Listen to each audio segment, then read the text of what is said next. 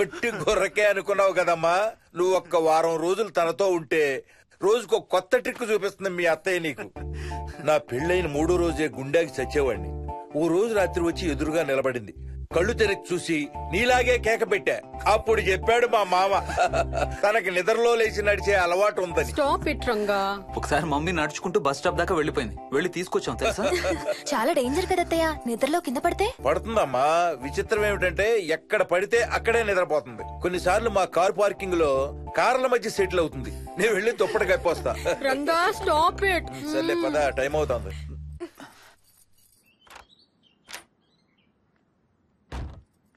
ఏమండి, cell phone తీసుకున్నారా? తీసుకున్నా. వాళ్ళని డ్రాప్ చేసి ఆఫీస్కి వెళ్తాను. నువ్వు కూడా వాళ్ళతో పాటు వెళ్ళొచ్చుగా. ఎవరో దినానికి వెళ్తున్నారు, నేను అక్కడికి వెళ్ళి ఏం చేస్తాను? అయినా ఇంత ఇంట్లో నన్ను రోజు ఒక్కదాన్నే వదిలేసి ఆఫీస్కి వెళ్ళిపోతావా? లేదు లేదు, వారానికి 5 రోజులు సెలవు పెట్టేసి నీతోనే ఉంటాను. మరి మిగతా 2 రోజులు? సాటర్డే సండే వాళ్ళే ఆఫీస్ తారు కదా. ఇంట్లో ఒక్కదాని ఏం చేస్తావు? నువ్వెప్పుడు వస్తావా అని నీకోసం పడిగాపులు కాస్తూ ఉంటాను. అవును. ఈరోజు ఏం కలర్ వేసుకుంటున్నావు? I don't know, maybe blue. మొత్తం బ్లూవా? అవును, బ్లూ సారీ. ఆహా, నేను అడిగేది అది కాదు, లోపల. సిగ్గులేని ఫెలో. Okay, bye.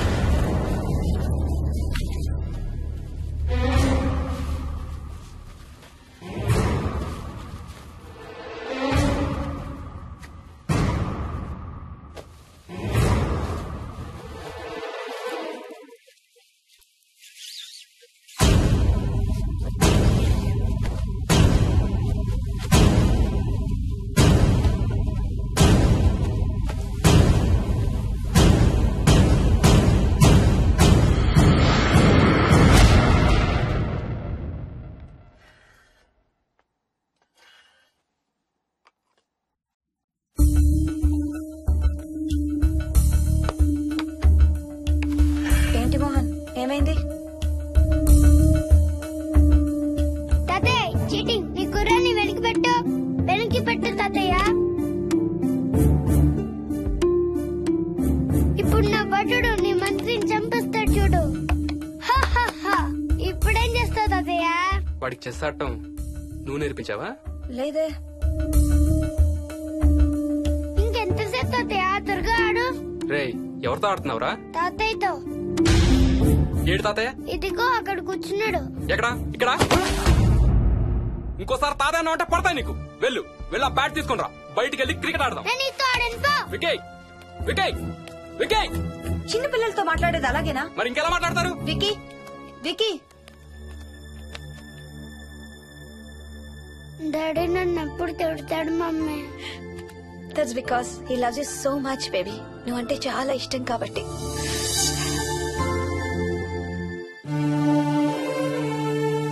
వికీ నాకు ఒక చిన్న హెల్ప్ చేసి పెడతావా ప్లీజ్? దా.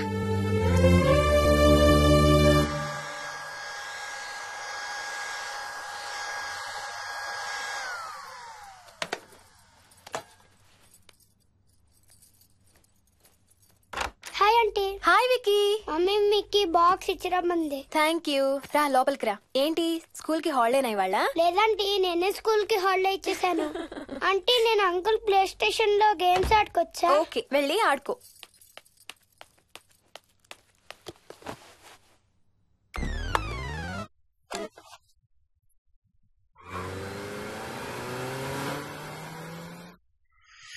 నొప్పి తగ్గిపోతుంది అత్తయ్య.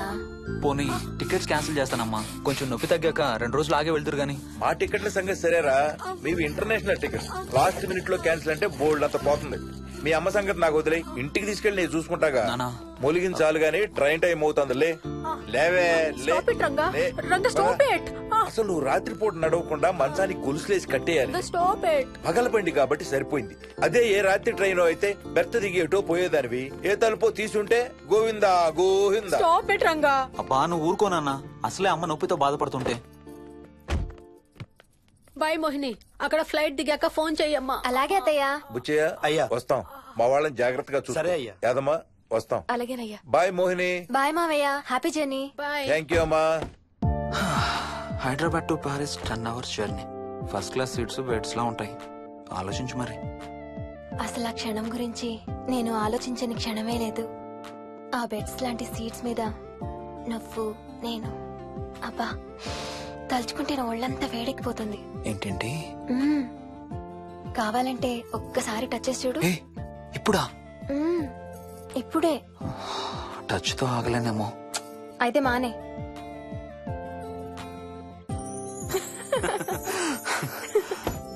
రేయ్ తొందరగా రారా, టైం అవుతుంది. సరే వెళ్ళు, నేను ప్యాకింగ్ స్టార్ట్ చేయాలి. ఇవాళ ఏం కలరు? Stop it Harsha. అయ్యో. రోజు పొద్దున్న ఏం తింటావు? ఇడ్లీ. రోజు ఇడ్లీనా? ఇంకేం తినవా? అవును డాక్టర్, ఎప్పుడు ఇడ్లీయే కావాలంటాడు. అప్పుడప్పుడు కాన్ఫ్లెక్స్ తింటాడు. ఇటు తిరగమ్మా. రోజు పాలు తాగుతావా? పాలంటే నాకు ఇష్టం లేదు. పెరుగన్నా తింటావా? పెరుగు కూడా నాకు ఇష్టం లేదు. అయితే ఏమిష్టం నీకు? చాక్లెట్స్. ఆ, ఇదిగో తీసుకో. ఇంకోటి ఇస్తారా అంకుల్? మా తాతయ్య కూడా ఇవ్వాలి. అవునవును మర్చిపోయాను. ఇదిగో. Thank you. ఇంతకీ మీ తాతయ్య ఎక్కడున్నారు? బయటే కూర్చున్నారు. సరే అయితే వెళ్ళి మీ తాతయ్యతో ఆడుకో. Sir thank you. మీకు మీ బాబు గురించి చెప్పే ముందు నేను ఈ మధ్య డీల్ చేసిన ఒక కేసు గురించి మీకు చెప్పాలి. ఈ అమ్మాయి పేరు కల్పన. ఇప్పుడు 18 ఏళ్లు. తనకు 10 ఏళ్ల వయసులో నా దగ్గరికి తీసుకొచ్చారు. రాయడానికి చదవడానికి బాగా ఇబ్బంది పడేది. 10th స్టాండర్డ్ 3 సార్లు అన్ని సబ్జెక్ట్స్ లో ఫెయిల్ అయింది. తనకి చదువు రాదనే డిప్రెషన్ తో ఆత్మహత్య కూడా ట్రై చేసింది. అలాంటి అమ్మాయి సడన్ గా ఒక రోజు పుస్తకాలు తీసుకుని రూమ్ లోకి వెళ్లి గంటలు గంటలు చదవడం స్టార్ట్ చేసింది. 10th స్టాండర్డ్ 96% తో పాస్ అయింది. ఎలాగమ్మా అని అడిగితే వాళ్ళ నాన్నగారు రోజు వచ్చి చదువు చెప్పి హెల్ప్ చేశారంది. నిజానికి ఈ అమ్మాయి నాన్నగారు తను పుట్టకముందే చనిపోయారు. చదువు దారిలో పడ్డాక కల్పనకి వాళ్ళ నాన్నగారు కనబడ్డం మానేశారు. ఈ కేస్ గురించి మాకు చెప్తాను. ఇది కల్పన చిన్నప్పుడు తీసిన ఎక్స్రే. ఇది వికీ ఎక్స్రే. ఈ రెండిట్లోనూ ఈ చిన్న బ్లాక్ స్పాట్ చూసారా? దీన్ని యాంటీరియర్ ఫాంటనల్ అంటారు. పుట్టుకతో చిన్నపిల్లలందరికీ తల మీద ఉండే మెతక భాగం 2 ఏళ్లకి 98% దాకా క్లోజ్ అయి ఒక 6 ఏళ్లకి కంప్లీట్ గా గట్టిపడిపోతుంది. కానీ విక్కీకి 7 ఏళ్లు వచ్చినా ఇది ఇంకా క్లోజ్ అవ్వలేదు. వేల సంవత్సరాలుగా హిందువులు బౌద్ధులు ఈ మెతక భాగం కింద సహస్రార చక్రం ఉంటుందని నమ్ముతారు. బాడీలో ఉండే అన్ని చక్రాలలో మానసిక ఎదుగుదలకు కావలసిన అతి ముఖ్యమైన చక్రం. ఈ చక్రాన్ని ఒక స్పిరిచువల్ గేట్వే అని కూడా అంటారు. మెడికల్ సైన్స్ కూడా దీన్ని యాక్సెప్ట్ చేసింది. సైన్స్ చెప్పేదాన్ని వేదాంతం చెప్పేదాన్ని కలిపి సింపుల్ గా చెప్పాలంటే పసిపిల్లలకు కొంత ఏజ్ వచ్చే వరకు మనకు కనబడని అంతుపట్టని ఆత్మల ప్రపంచంతో ఒక ఆధ్యాత్మిక ఒక స్పిరిచువల్ కనెక్షన్ ఉంటుంది. అంటే వాళ్ళకి ఆత్మలు కనపడతాయా? వాళ్ళకి ఆత్మలు కనబడొచ్చు, వాళ్ళు ఆత్మలతో మాట్లాడొచ్చు, ఆత్మలు చెప్పే వినొచ్చు. కల్పనకి ఎప్పుడైతే గట్టిపడిందో తనకి వాళ్ళ నాన్నగారు కనబడ్డం మానేశారు. విక్కీ విషయంలో కూడా అలాగే జరగచ్చు అనుకుంటున్నాను. వావ్, ఏంటి నమ్మలేకపోతున్నారా? సబ్జెక్ట్ చాలా హెవీగా ఉంది. Sorry, no offence. కొంచెం నమ్మలేనట్టుగానే ఉంది సార్. మనకు అర్థం కాని చాలా విషయాలు కొంచెం నమ్మలేనట్టుగానే ఉంటాయి. దయ్యాలను చూసినప్పుడు కుక్కలు మురుగుతాయంటారు. సునామీలు భూకంపాలు వచ్చేటప్పుడు జంతువులకి పక్షులకి ముందే తెలుస్తాయంటారు. వాటికి మనకి తెలియని ఏదో సెన్స్ ఉంది. అలాగే చిన్నపిల్లలకు కూడా వాళ్ల ప్రపంచం గురించి మనకు చాలా తక్కువ తెలుసు. కొన్ని బ్లైండ్ గా నమ్మాలంతే. విక్కీకి వాళ్ళ తాతగారు నిజంగా కనబడుతున్నారా లేక అలానే ఊహించుకుంటున్నాడా అనేది మనం నమ్మేదాన్ని బట్టి ఉంటుంది. అదే నిజమైతే వాళ్ళ తాతగారు తన కోసం ఎందుకు వచ్చారో ఏదో ఒక రోజు విక్కీయే మనకు చెప్తాడు. ఒకవేళ విక్కీ వాళ్ళ తాతగారిని ఇమాజిన్ చేసుకుంటుంటే చేసుకోనివ్వండి, ఇట్స్ హెల్దీ. తనకి పాలు పెరుగు ఇష్టం లేదు కాబట్టి కాల్షియం సప్లిమెంట్ ఏదైనా ఇవ్వండి. ఇది త్వరగా గట్టిపట్టడానికి హెల్ప్ అవుతుంది. మోస్ట్ ఇంపార్టెంట్లీ మీ అబ్బాయికి బాగా దగ్గర అవడానికి ట్రై చేయండి. తనతో హోంవర్క్ చేయించండి, ఆడుకోండి, బయటికి వెళ్ళండి, రోజుకు ఒక్కసారైనా కలిసి భోజనం చేయండి. విక్కీలో చాలా మార్పు చూస్తారు. చాలా బాగుంది, తీసుకో. అయితే నేను తినేస్తా. విక్కీ దా.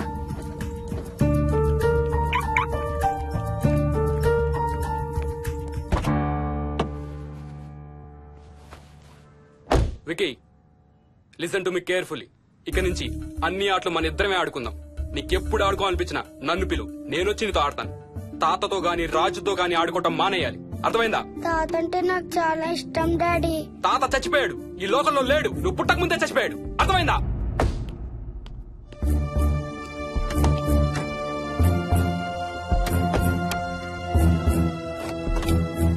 డాడీ, ఏంట్రా?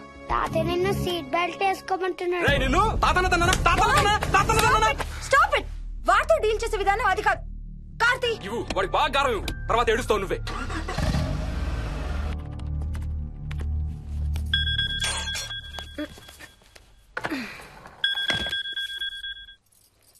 హలో. హాయ్ బేబ్స్, ఏంటి ఏం చేస్తున్నావు? ప్యాకింగ్. ఎప్పుడు వస్తున్నావు? బయలుదేరుతున్నాను. Hey, you know something? కాసేపట్లో మన ఇద్దరం మైల్ హై క్లబ్ లో మెంబర్స్ అవబోతున్నాం. మైల్ హై క్లబ్బా? ఏంటది? మన ఫస్ట్ నైట్ భూమికి 10 కిలోమీటర్ల పైన ఒక ఫ్లైట్ ఫస్ట్ క్లాస్ క్యాబిన్ లో జరగబోతుంది. అలా ఆకాశంలో శోభనం చేసుకున్న వాళ్ళందరూ కలిసి క్లబ్ పెట్టుకున్నారు. సో మనకు కూడా ఆ క్లబ్ లో మెంబర్షిప్ వస్తుంది. నాకేం అక్కర్లేదులే ఆ క్లబ్ లో మెంబర్షిప్. కానీ నాకు కావాలి. అసలు ఎంతమందికి వస్తుంది చెప్పు ఇలాంటి ఆపర్చునిటీ? మొదటి రాత్రి, మొదటిసారి భూమికి 36,000 ఫీట్ పైన ఒకే దుప్పట్లో ఇద్దరం. ఛీ, కంపు. హే, దుప్పటా నేనా? అది కాదు, ఇంట్లో మళ్ళీ ఆ మందు కంపొస్తుంది. అసలు మా ఎవరికి రాని కంపు నీకెలా వస్తుంది?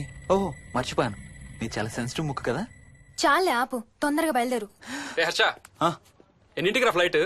నైట్ 11:30కి రా. Honeymoon in Paris, you lucky bugger. All the best. Thank you రా. ఆల్ ది బెస్ట్ రా. రే, థ్యాంక్స్ రా. రే, డౌట్లు ఏమైనా వస్తే ఫోన్ చెయ్యి. ఏం డౌట్లు? హర్ష, హర్ష, సార్, కొంప మునిగింది.